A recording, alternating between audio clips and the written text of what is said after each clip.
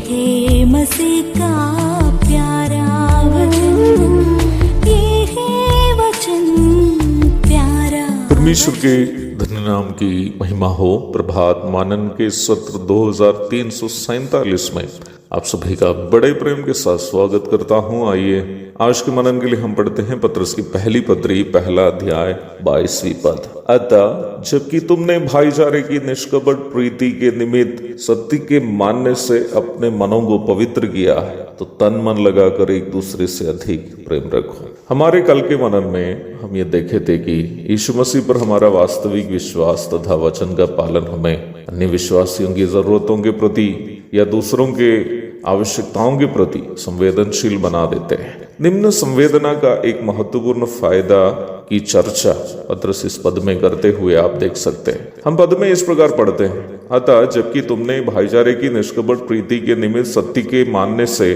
अपने मनों को पवित्र किया।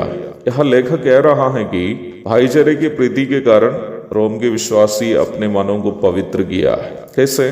सत्य के मानने से। यह सत्य शब्द वचन को दर्शाता है। यूहन्ना 17:17।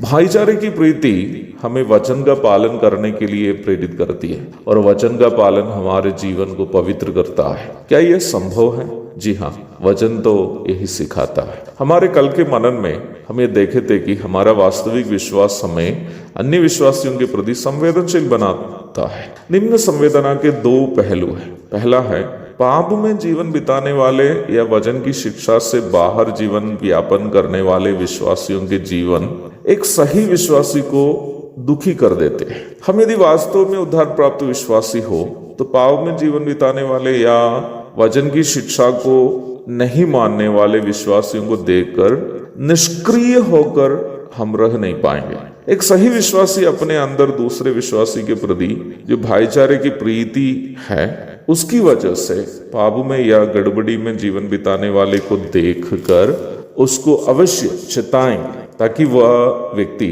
अपनी गलती से अपने आप को सुधार सके।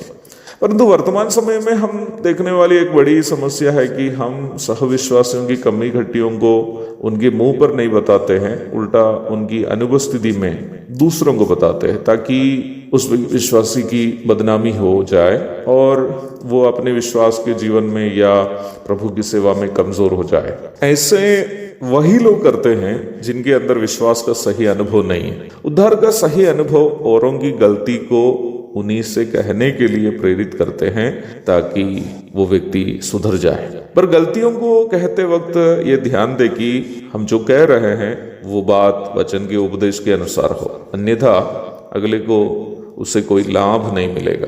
दूसरा पहलू यह है कि दूसरे विश्वासियों के प्रति संवेदना हमें स्वयं एक पवित्र जीवन बिताने के लिए प्रेरित करती है। जब हमें यह मालूम है कि हमारे जीवन अन्य विश्वासियों के जीवन पर असर करते हैं तो हम वचनानुसार एक पवित्र जीवन बिताने के लिए मजबूर हो जाते हैं। इफिसी 2:20-21 में कलीसिया को एक पवित्र मंदिर से तुलना करके बताया। निम्न मंदिर के कोने का पत्थर प्रभु यीशु मसीह है और नींव प्रेरित तथा भविष्यद्वक्ताएं। हम सभी निम्न मंदिर के एक एक पत्थर है। अवश्य ध्यान दे प्यारो, एक पत्थर सही से नहीं बैठने से या हिल जाने से, कमजोर हो जाने से पूरे मकान की मजबूती दांव पर आ जाती है। तो पत्रस यहाँ कह रहा है कि भाईचारे की प्रीति हमें स्वयं भी पवित्र जीवन बिताने के लिए प्रेरित करती है ताकि हमारा गलत जीवन दूसरे कोई विश्वासी के लिए ठोकर का कारण ना बने। इस प्रकार भाईचारे की प्रीति एक पवित्र जीवन बिताने के लिए एक उद्धार प्राप्त विश्वासी को प्रेरित करती है। एक और शुभ दिन की धन्य कामनाओं के साथ आज का मनन मैं यहाँ समाप्त करता हूँ। प्रभु आप सबको आशीष दे। आमीन।